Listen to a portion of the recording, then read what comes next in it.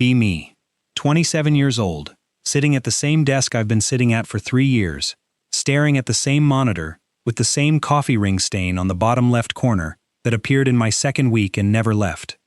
I have tried to remove that coffee stain 4 times. It is permanent now. It is part of the desk. It is the desk's personality. My life is fine, is the operative word. Not great, not bad, not interesting enough to write home about. Just fine in the way that a lukewarm shower on a Tuesday morning is fine. Technically functional.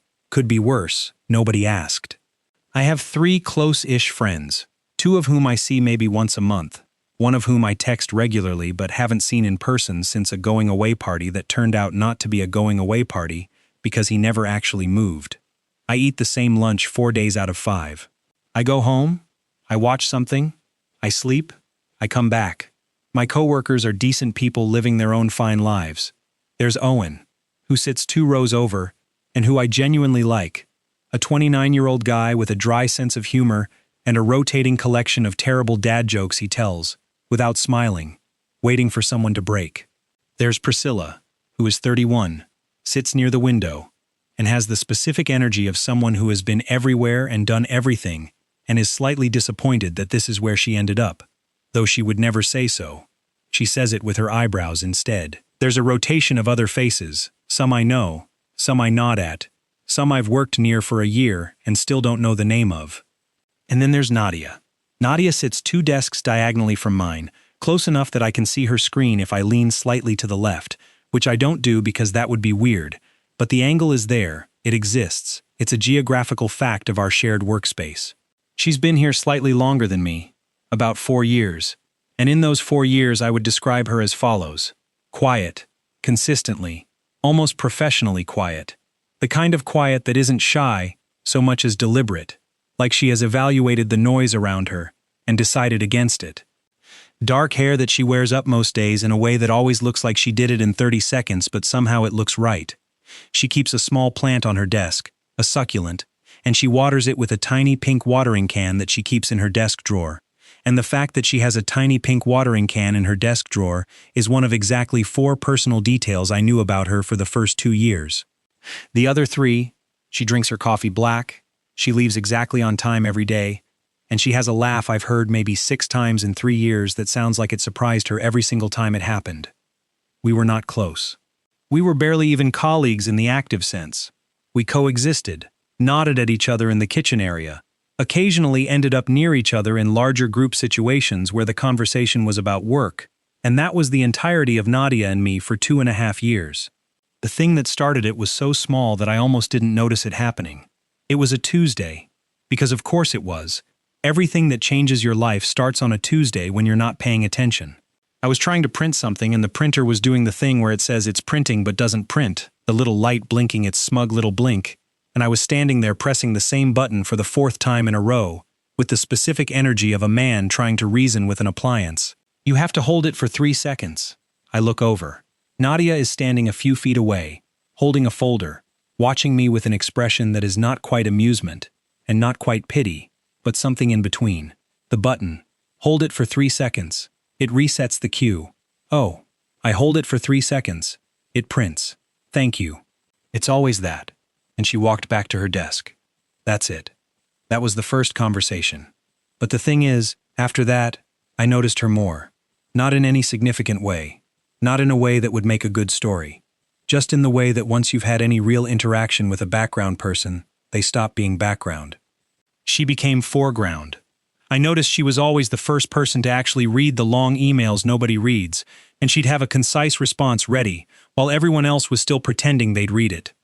I noticed she brought her own lunch almost every day. Different things, clearly cooked, not the sad desk lunch assembly I was doing. I noticed when she was in and when she wasn't. And when she wasn't, the diagonal sightline to where her succulent sat felt emptier than it had any logical right to feel. I said nothing about any of this, to anyone, including myself. 3 weeks after the printer incident, I was the last one in the kitchen area at lunch, eating the same sandwich I eat 4 days a week, and she came in to make tea. You eat the same thing every day. I like knowing what lunch is going to taste like. That's the saddest reason to eat I've ever heard. It's efficient. It's a cry for help. I laughed, which surprised me because I hadn't expected a joke, and she took her tea and went back to her desk. That was 2 sentences more than the printer incident. I thought about the cry for help thing the rest of the afternoon. The thing about Nadia, I was slowly learning, was that she wasn't actually quiet in the way I'd assumed for 2.5 years. She was quiet with a filter. She had decided, at some point I wasn't privy to, who warranted the actual conversation and who got the nod and the professional pleasantness. And I was, apparently, being moved into a category. I didn't know what category. I was too busy trying to figure out how to keep ending up in the kitchen at the same time as her, which I want to be clear I was not doing deliberately, and then want to amend by saying I may have been doing slightly deliberately by the 3rd week, not in a creepy way. In the way where you start going to make tea a little later than usual because someone is usually there around that time, just appreciating the windows, as it were. Owen noticed. Owen notices everything, which is the specific curse of having a friend who is perceptive and has nothing better to do with that perception than apply it to your life. "You're doing the look," Owen said one morning, appearing at my elbow without warning the way he does. "What look?" "The diagonal look. You've been doing it for like 2 weeks. I thought you were looking at the window, but it's the succulent area." "I'm looking at the window." "The window is to the left. You're looking at the slightly right of the window area where Nadia sits. I need to request your reassignment to a different floor." "Does she know?" "Does she know?" "What?" "Owen, nothing is happening. I'm just asking if the object of your diagonal looks is aware of the diagonal looks, for context." "Go back to your desk." "Okay, but for the record, she looked over here twice while you were doing it." I did not look at him when he said that. I looked at my coffee ring stain. The coffee ring stain did not have useful advice. The actual turning point, the first real one, happened about 6 weeks into this whole diagonal awareness situation. There was a fire alarm. Not a real fire. Never a real fire. Just the building doing its monthly reminder that the fire alarm exists. And everyone filed out the way they always do.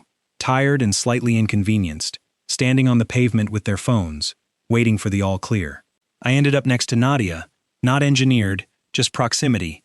We'd come out the same door. It was raining lightly, the kind of rain that can't commit to being rain, just sort of mists at you with low energy. "This building has a fire drill every single month," she said, looking up at the drizzle. "I know. At some point the frequency defeats the purpose. If the alarm goes off, I'm going to assume it's a drill and finish what I'm doing. That's how you end up in a news story. At least it's something." I laughed, and she almost smiled. The corner of her mouth doing the thing it does, where it moves like it's considering a full smile, and then decides to wait and see. We stood there in the light drizzle for 11 minutes while the building was checked, and in those 11 minutes we talked about nothing in particular and everything in general, the specific kind of conversation that doesn't have a topic but has a momentum. She'd grown up with 2 older brothers and described her entire childhood as being outnumbered and losing gracefully. I told her about my older sister who calls me every Sunday with an agenda, actual bullet points.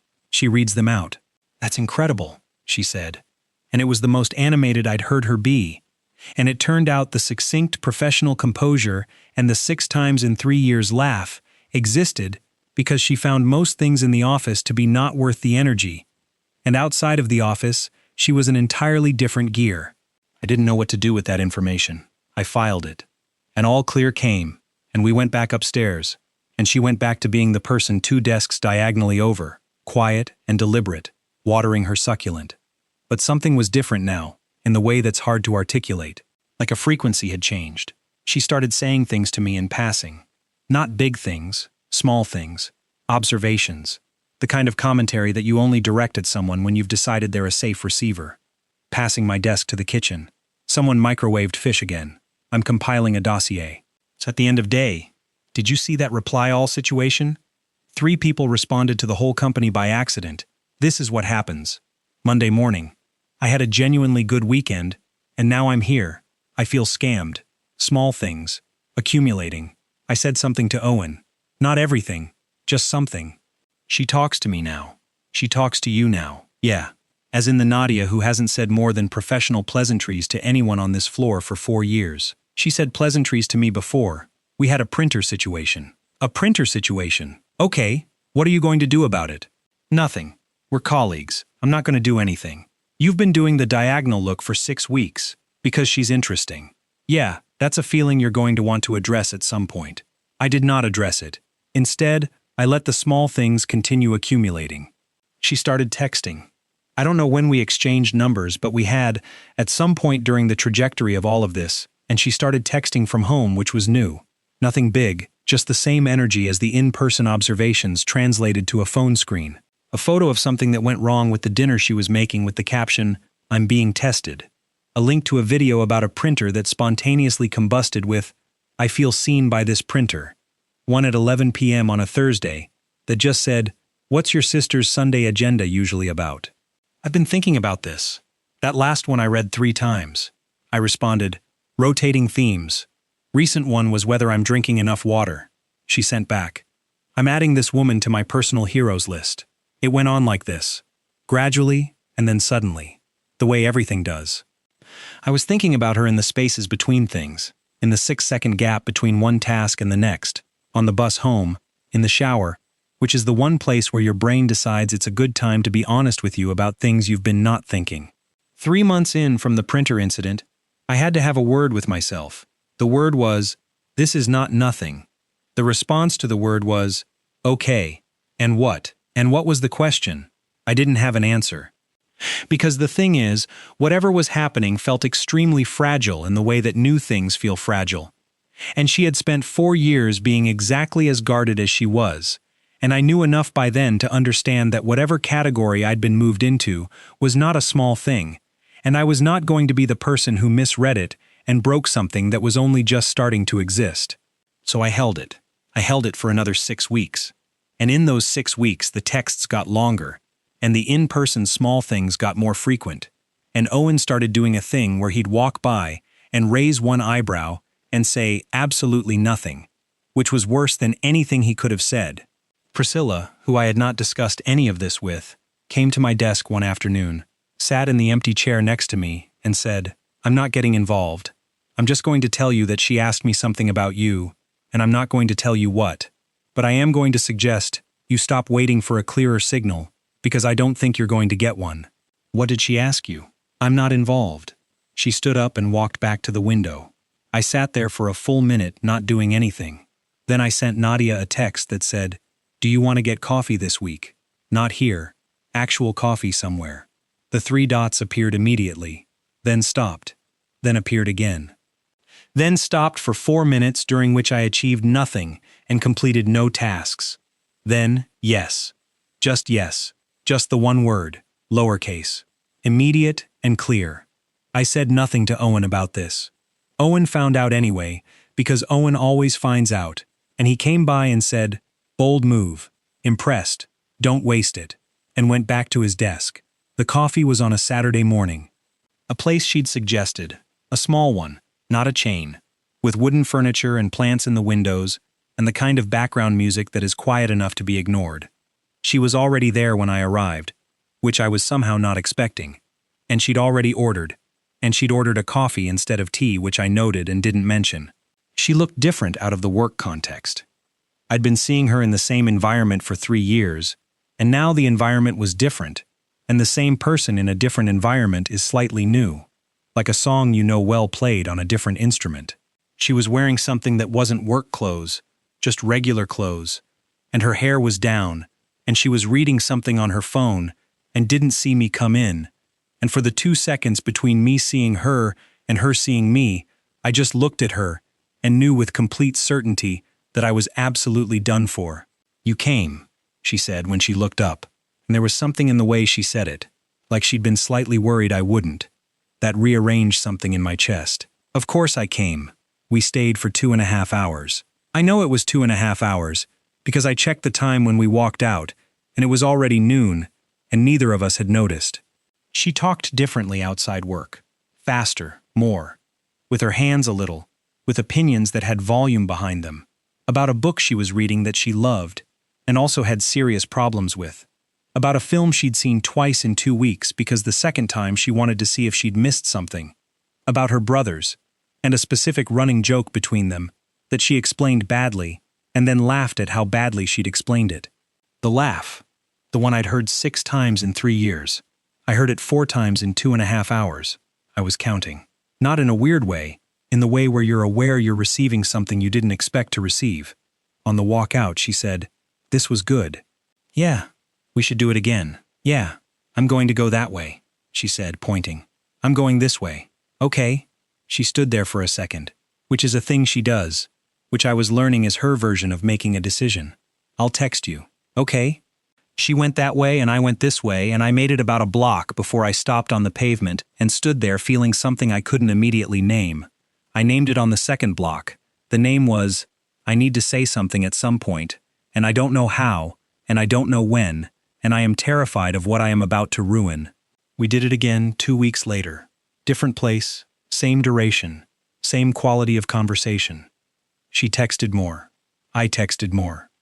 Owen graduated from raised eyebrows to a single sentence. "You look like a person who is actively having feelings. I don't want to embarrass you, but it's visible." "Thanks, Owen. Just an observation." The third time, 4 weeks after the first, we walked around after and she steered us to a bookshop she said she came to sometimes, and we spent 40 minutes in there, and she showed me the book with the problems, and I made her explain the problems, and she did, thoroughly, with her whole body involved. And by the end of it I'd bought the book, and she looked slightly triumphant. "You didn't have to buy it. I want to read it. Even with the problems? Especially with the problems." She looked at me for a moment, in the specific way she sometimes does. The look that has something in it I haven't been able to read yet. And then she looked back at the shelf. "Good," she said. I walked her to where she needed to go, and we said goodbye, and I went home and read 40 pages of the book, and texted her, "I can see the problems already." And she sent back, "Wait, which part?" in all caps, which was the first time I'd seen her use all caps in a text, and I screenshotted it and saved it like a normal, reasonable person. The fourth time we went out, she was quieter than usual, not distant, just turned inward a little, and I noticed but didn't push. Halfway through, she put her cup down and looked at the table. "Can I ask you something?" "Yeah." "Have you ever liked someone for a long time and not known what to do about it?" I looked at her. The question was careful, and the careful delivery was doing a lot of work. "Yes." "What did you do?" "Waited too long, and then I'm still working on that part." She nodded slowly. "Same problem. We didn't say anything else about it. We talked about other things." I went home and stared at my ceiling for a long time. Owen, the next Monday, appeared at my elbow. "Something happened." "Nothing happened. Something happened that is making you look like you swallowed a question mark. That's not a thing a person can look like. And yet," I told him about the "have you ever liked someone" exchange. Owen was quiet for a second, which for Owen means he's being serious. "She was talking about you." "Maybe. She was definitely talking about you. She was describing your situation from her side. We don't know that." "I know that. Priscilla knows that. The succulent probably knows that at this point." "I'm not going to assume." "Then ask." "I can't just ask." "Why not?" "Because what if I'm wrong? Then you know, and you deal with it. And if I'm right, then you stop describing yourself as still working on that part." I went back to my desk.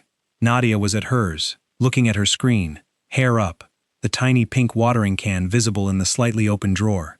She glanced up, caught me looking, didn't look away immediately the way she usually did, held it for a second, then went back to her screen. I went back to mine.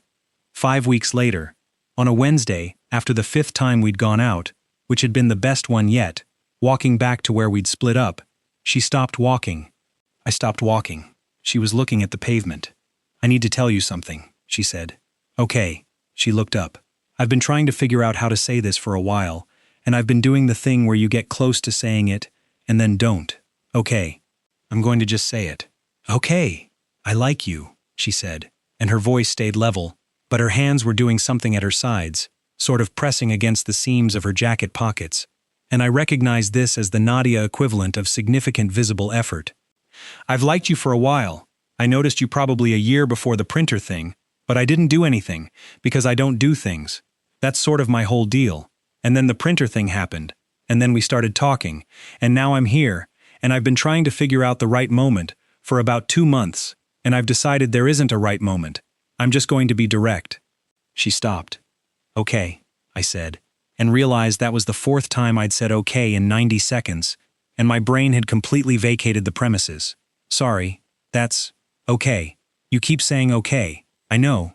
Give me a second." She waited. I gathered the pieces of my brain from the pavement where they had apparently scattered. I like you too, I said, which is the simplest version of a sentence that I had been building to for months and which came out the right way in the end, plain and clear and exactly true. She looked at me. Yeah? Yeah, for a while, since roughly the fire alarm. The fire alarm. We were in the drizzle, and you said at least it's something, and I was done after that. She was quiet for a second. I thought you were just being friendly. I was trying to be friendly, because I was terrified of doing this wrong. I've been scared you'd find the whole thing strange. What whole thing? Me, she said, and the way she said it, like it was a reasonable thing to be worried about, like she'd spent real time on that worry, made me want to very specifically say the next thing I said. Nadia, you are the least strange thing in my life right now, and that is the highest compliment I have. The corner of her mouth moved. The full smile happened. I had not seen the full smile before. It was, as it turned out, completely devastating. Okay, she said. Now you're saying it. It's a good word. We stood on the pavement outside a bookshop in the mild evening and looked at each other, and then she reached over and took my hand and held it. A direct and complete action with no ceremony around it. Very Nadia. And we walked for a while like that. That feeling when the quiet girl who barely said a word to anyone for years confessed she'd been watching you for a full year before she let you notice her. Be me. 27. Standing in a bookshop looking at a girl who just held my hand with the same directness she uses for everything, and realizing the thing I've been carefully not thinking for 5 months has just become something I have to think. We walk for a while. Not toward anything, just walking, the kind of walking where the direction isn't the point. She's still holding my hand, and I'm trying to behave like a normal person about it, which is harder than it sounds, when you've spent months noticing someone from a diagonal. She asks what I'm thinking. Nothing coherent. That's honest. I've been doing a lot of almost thinking about this for a while, and now it's happened, and I think I need a minute. Take 2, she says it without letting go of my hand. We get to the corner where we usually split up, and she stops and faces me. I wasn't planning to say that tonight, she says. What changed? You bought the book. I look at her. That's what did it. You paid attention, she says, and she means it as a complete explanation. And it is a complete explanation, if you know her even a little, which I do now. I walk her all the way home, which I haven't done before, further in the other direction from where I'm going, and she doesn't tell me I don't have to, and I don't explain why I am. At her door, she unlocks it and turns back. Same day next week? Yeah. You should come to mine next time, she says, casual, looking at her keys. Okay. She goes in. I walk the extra distance home in the mild evening, feeling very awake. Owen finds out Monday morning through what I can only describe as telepathy. Something is different. Good morning, Owen. No, something happened. I need coffee. Did you say something? Did she? Is it the hand situation I'm theorizing about? There are several scenarios I've constructed. Talking now. You were already talking. Differently. He makes a sound like a man watching a sporting event go his way. Priscilla, from her seat by the window, without looking up. Finally. I don't explain anything to Priscilla. Priscilla doesn't require explanation. The next week I go to hers. Her apartment is exactly what her desk prepared me for, and also nothing like what I expected. The plants are everywhere. Not just the one succulent. A whole collection. Different sizes. Different textures. On shelves she built herself, she tells me when I ask. Wood and black brackets. Very neat. Very considered. There are books arranged in a system I can't immediately decode. Not alphabetical. Not by color. Something more personal than either. A record player on a shelf I notice but don't comment on immediately. She makes dinner. She cooks. Like she does everything else. Quietly competent. Not making a performance of it. Just doing it while we talk. I'm on the other side of the counter not knowing what to do with my hands, and she slides a wooden spoon across. Stir that. Okay. Don't stop. I won't. People always stop. I do not stop. She makes something with tomatoes and garlic that the whole apartment smells of, and we eat at her small table with the record player on. Something with brass and soft percussion that I don't recognize. What is this? Chet Baker. I don't know Chet Baker. She looks at me with an expression of infinite patience. We're going to fix that. After dinner, we end up on her couch and she puts a film on, and we watch maybe 20 minutes of it before neither of us is watching it. We're talking. Sideways. The angle you talk at when you're sitting close on a couch and have stopped pretending the film is the point. And then we're not talking. The first time I kiss her is gentle and slightly tentative on my part, which is what happens when you've been careful about something for months, and she kisses back and it isn't tentative at all. She pulls back slightly and looks at me.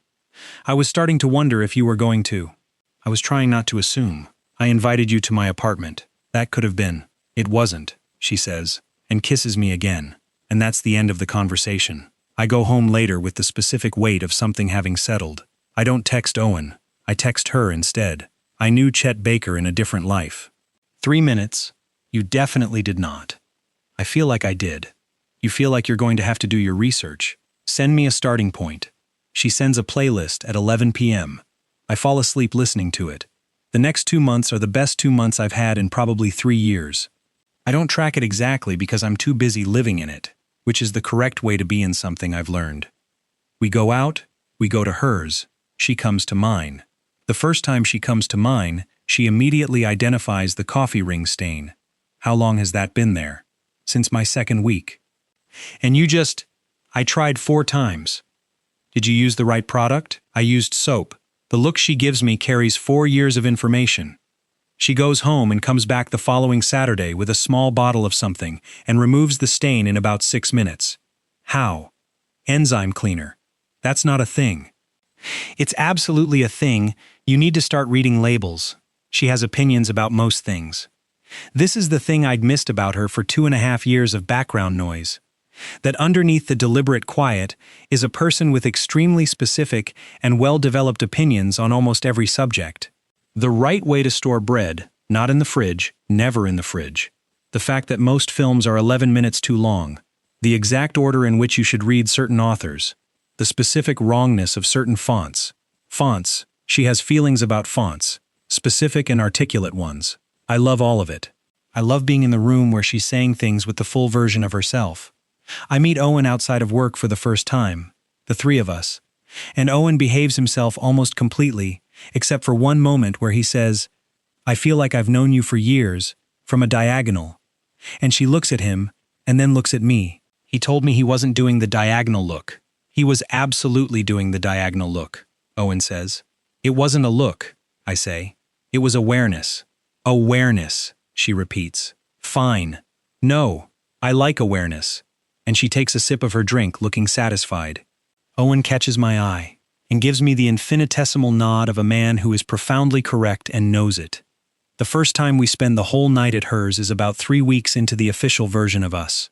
It starts as not planning to, and then it's late, and neither of us makes any move toward ending it. She falls asleep before I do, and I'm awake for a little while in the unfamiliar room with the plants visible in the dark, the specific quality of someone else's apartment at 2 a.m., and I lie there feeling something I haven't felt in a long time, which is that I'm exactly where I should be. In the morning she's up before me, which I learn is always, and there's coffee when I come out, and she's reading at the table, in a very particular way, one knee up, book held high, entirely contained. She doesn't say good morning, she looks up and says, medium or strong? Medium. Correct answer. I sit across from her and she puts the book down and the morning is very quiet and completely fine. She tells me she hasn't done this very much. Not as a confession, just as a fact she offers. We're on the couch a few weeks in, and she says it looking at the middle distance. I haven't done a lot of this. This, the being with someone part. I've done versions but not the full version. I tend to get close and then not quite. What stopped you? I don't know. I think I'm careful about who I let in, and by the time I know it's okay, the moment has passed. It didn't pass this time. You're persistent in a passive way that I wasn't expecting. It snuck up on me. Passive, but persistent, is the most accurate description anyone's ever given me. She almost smiles. I'm also not great at the big things, she says. What big things? The saying it out loud things. I do them eventually, but they take me a while to get to. You told me you liked me on a pavement. I practiced that for 2 months. It was good. I did about 40 different versions in my head. The one you went with was the right one. She looks at me. I just need you to know I feel things that I don't always say immediately. That's not absence. It's just processing time. I know. You know? I've been watching you process things for 3 years from a slight angle. the corner of her mouth. The awareness. The awareness. What she said was true, and it was also not a problem, because the things she couldn't say immediately she said in other ways. The playlist she put together for me, titled simply Research with 43 songs on it, every one of them something she cared about enough to share. The way she'd put my coffee on the counter before saying anything when I came over. The book she bought me, second in the series of the one with the problems, handed over without ceremony, in case you wanted to continue being wrong with me. I read it in 4 days and texted commentary the whole time, which she responded to at length and with great feeling. You underlined things? She sent at 10 p.m. I always underline things. I'm going to need to see this copy. I brought it over. She read my underlines in silence for 10 minutes while I made tea, and when I came back, she was looking at a page and said, You underlined the same line I would have. What line? She read it out to me quietly. I didn't say anything because it wasn't necessary. She put the book down. Okay, she said softly. Okay. 6 weeks later, we had the first fight. I want to be honest about this, because the fights are part of it too. It started with something small, which is how fights always start. The small thing being a plan I'd mentioned that I thought we were both okay with, and it turned out she wasn't. She didn't say she wasn't. She went quiet. Not the usual Nadia quiet. A different one, with a specific temperature. I noticed but tried to give it space, because I knew from what she'd told me about processing time. But the quiet continued, and by the second day it was doing something to me that I didn't handle well, which was that I started filling in the silence with theories, and the theories I generated were not generous to myself. I started constructing a version of what she was thinking that was probably wrong. And then instead of asking her, I let the constructed version sit, and it became a mood. She came over Thursday, and the mood was visible. What's wrong? Nothing. That's what I said on Tuesday, and it wasn't true then either. I looked at her. When you go quiet like that, I don't know what it means, and I fill in the blanks. What did you fill in? Things that are probably not accurate. Tell me what you filled in, that you were reconsidering things. She was quiet for a moment. I wasn't reconsidering things. Okay. I was frustrated about the plan, and didn't know how to say it without it coming out wrong. You can say it wrong. That's okay. I don't need the right version. I just need the version. I know that. It's just, she stopped. It's just what? I've spent a long time only saying things when I know how they're going to land, and I'm still unlearning that with you. Nadia, you can say things badly to me. I can handle it. What if it comes out harsher than I mean it? I will tell you, and we'll figure it out. She sat down. The plan felt like you assumed, and I wanted to be asked. You're right. I should have asked. I'm sorry. I'm sorry I went quiet instead of saying it. Don't be sorry about that. Just tell me faster next time. I'm working on faster. I know you are. I'll work on asking instead of assuming. She leaned against me sideways, not saying anything. We sat like that for a while. Later she said, I hate fighting. We've had one fight. I know. I'm preemptively noting that I hate it. I hate it too. Okay? But I'd rather fight than not say the thing. Yeah, she said quietly. Yeah. It changed something. The fight. Not badly. Forward. She started saying things faster. Not all the way fast. Nadia speed. Which is still careful, but not the 40 months of silence before a printer incident speed. She texted me something she found funny, without composing it first. She said things slightly half-formed, and then finished them after. One morning she texted, I think I might be, and then nothing for 12 minutes, and then never mind, I'll just tell you later. She came over that evening and said I was going to text you something about how I feel, and then I panicked, so I'm just going to say it in person. Okay. I think I love you, she said, which landed in my chest like a physical thing. I'm not certain, because I've never been certain before, but I think this is it. I think this is what that is. I looked at her, and the specific quality of her face in that moment, the deliberateness of someone who has decided to say the most exposed thing, went straight into the category of things I'm going to remember. I love you, I said, and meant it the simple, clean way. No hedging, no I think. You're more sure than me. I've been sure for a while. The fire alarm? Possibly before the fire alarm. You said the fire alarm. The fire alarm was when I admitted it to myself. She was quiet for a second. When was before the fire alarm? I'm going to plead the fifth on specifics. Was it the printer? I said nothing. It was the printer. You said that's a cry for help about my sandwich, And I thought about it for the rest of the afternoon. I was giving you a hard time about your lunch. I know. That did it, apparently. She covered her face with her hands. I've been quietly in your peripheral vision for a year, and then I gave you grief about a sandwich, and that was it. To be fair, the printer thing was charming as well. She made a sound that was muffled by her hands, but was definitely the laugh. I pulled her hands down from her face. I'm going to be embarrassed about this forever, she said. About what? All of it. How long it took me. The pavement speech I practiced for 2 months. The thing I just said about I think. Don't be. It was all exactly right. It was messy. Nadia, you spent 4 years deciding who was worth actually talking to, and then you talked to me. That's not messy. That's the best version of a compliment. She looked at me. You're very good at that. At what? At making the thing I thought was a flaw sound like a choice. It is a choice. You don't know the backstory. Tell me the backstory. She told me the backstory. It took about an hour, and it involved a version of herself a few years ago that she described as too open, too fast, the wrong people. And what came after that was the 4 years of deliberateness, the filter she built. The filter was armor. It was practical. It was armor that happened to be practical. Maybe? The printer thing broke through the armor. The printer thing was just, say it. It was just, I'd been watching you for a long time, and I wanted to see if you were worth it. And? You didn't panic at the printer, you just listened, and that was enough. I sat with that for a moment. That's the lowest bar I've ever cleared to mean this much. The bar was not low, she said seriously. The bar was everything. I learned what she meant over the next several months. The bar was everything because the quiet wasn't just personality. It was a system. And the system existed because she'd learned early that not everyone handles the full version with care. So she gave people the partial version. Professional pleasantness, functional interactions, the nod in the kitchen area, and reserved the rest for very few people, and those people had to earn it without knowing they were earning it. I hadn't known I was being tested for a year, and the sandwich comment was the test, and the fact that I thought about it, that I didn't brush it off, that I laughed instead of getting defensive, was apparently the answer. I told Owen this version of events many weeks later when we were out. He sat with it for a moment. So she's been running a quiet, advanced vetting process on this entire floor for 4 years, essentially. And you passed without knowing you were taking the exam. Apparently, this is the most Nadia thing I have ever heard.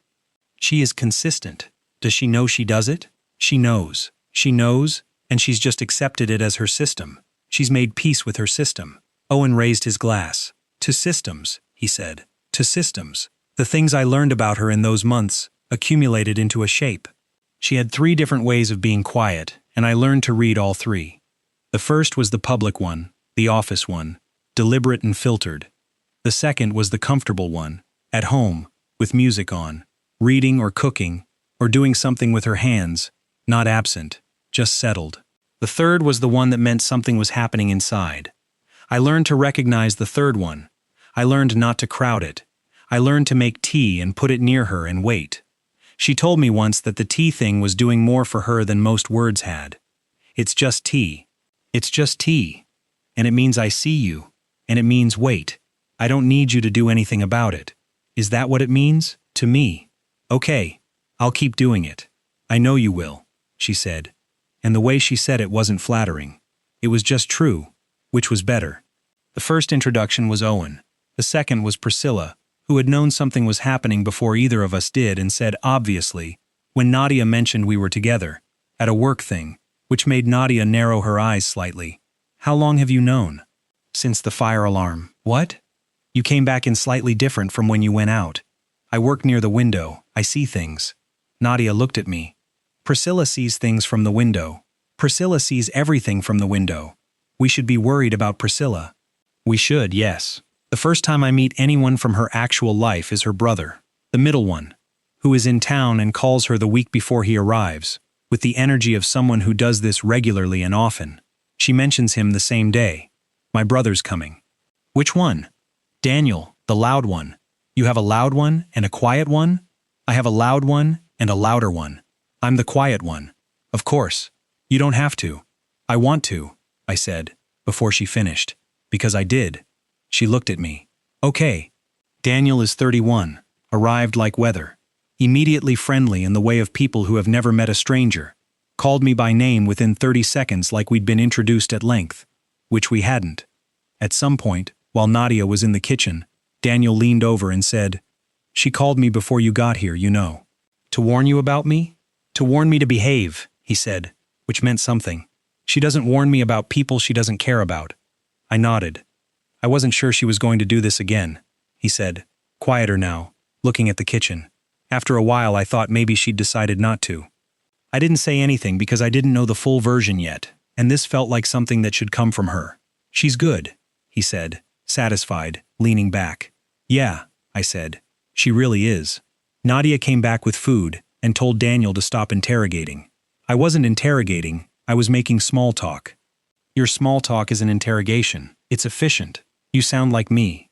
I've been told." She caught my eye over his head, and the look she gave me had several layers in it. Exasperation at the top, something warmer underneath. I smiled. She shook her head slightly and set down the plates. There was an evening, about 4 months in. We were at mine. Late. The lamp on. The kind of late where you're not quite tired but you've stopped doing anything. She was lying sideways on the couch reading, feet on my lap, which she'd just started doing, and which I suspected she'd done as a test, and kept doing, because I'd said nothing about it. I said, "Can I ask you something?" She didn't look up from the book. "Yes. The year before the printer thing, when you were watching, I was aware," she said, not looking up. "When you were aware of me, what were you aware of?" She was quiet for a moment. "You were kind to the new person." "What new person?" "The one who started in the spring 2 years ago. The one who didn't know where anything was, and was clearly anxious about it." I thought back. "I just showed him the printer." "You showed him the printer, and the kitchen, and you introduced him to the people he needed to know. And you did it without being asked, and without making him feel like a burden. That's just being a normal person." "It's not, though," she said. And now she looked up. "A lot of people don't bother, so that's why. That's why you spent a year watching me because I was nice to a nervous new person. I spent a year establishing whether it was a pattern or a one-off. And? Pattern. And then you told me my lunch was a cry for help. And then I told you your lunch was a cry for help. Solid courtship strategy. It worked. It had. What I knew by then, 4 months in, was that the quiet girl 2 desks diagonally over had spent 4 years in an office running a careful and considered system for protecting herself while still being present, and that system was the result of knowing what it felt like to give yourself to people who handled it carelessly, and that underneath all of it was a person with more capacity for feeling than most people I'd ever known. It just moved at her pace and on her terms, and the terms were worth it or not. I had been, apparently, worth it. I was not going to waste that. One evening she was at mine making something in the kitchen, and I was on the couch in the other room, listening to the record player and the playlist she'd made me. And she came to the doorway at some point, just to check something, and she was holding a wooden spoon, and she looked at me lying there, with completely domestic contentment, and she said, "What?" "Nothing. You're doing a face. I'm just listening to the music. You like it. I love it." She went back to the kitchen. 5 seconds later, "Chet Baker! Chet Baker!" I called back. She made a sound from the kitchen that I had catalogued as the laugh, trying not to be the laugh. I lay there in the particular warmth of an evening that was exactly right. The quiet girl who never talked to anyone had apparently been watching me for a year before she let me close enough to notice when she had a system. The system had deemed me acceptable. I passed without knowing I was taking the test, and all it took was listening. That feeling when the most careful person you've ever met chose you after a year of watching, and you realize the quietest people in any room are usually the ones paying the most attention.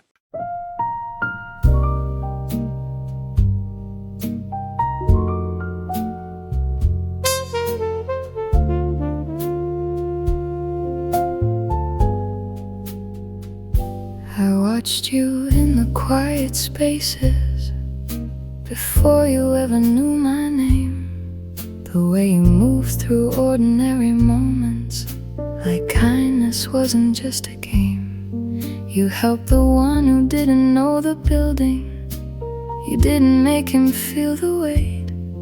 I took a note and filed it somewhere careful, and waited at my own slow pace. I'm not a fast thing, not an open door. I let the wrong ones in too early once before. So I learned to take my time. I learned to watch the line a year before you knew. I already knew something in the careful way you listened, something in the things you didn't do. I wasn't hiding, I was choosing, and I chose you a year before you knew.